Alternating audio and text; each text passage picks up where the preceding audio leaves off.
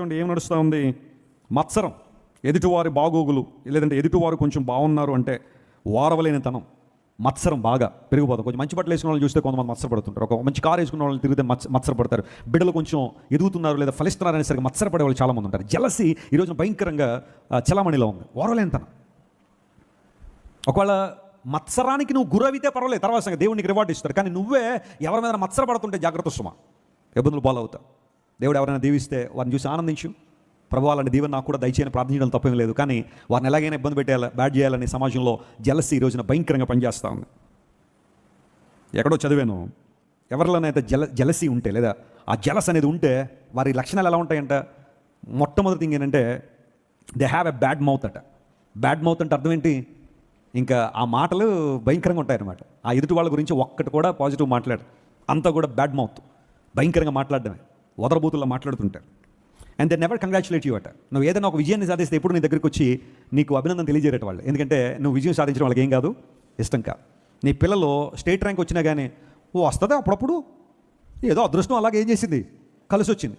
మనోడు అత్యవసర మార్కుల్లో 35 మార్కులు తన్ని పాస్ అయితే మావాడు 1 మార్కులు మిస్ అయిపోయి స్టేట్ ర్యాంక్ అంటారు. ఎదుటి వాళ్ళు స్టేట్ ర్యాంక్ సాధించినా కానీ ఏం చేయలేరు చెప్పండి, అభినందించలేరు. They never congratulate the successful people. And they're very curious about knowing bad news అట. నీ ఇంట్లో కానీ నీ దగ్గర కానీ ఏదైనా ఒక బ్యాడ్ థింగ్ ఏదైనా జరిగితే they are very curious about knowing it. వాళ్ళకి అర్జెంట్గా తెలుసుకోవాలి ఎవ్రీ డీటెయిల్తో సహా.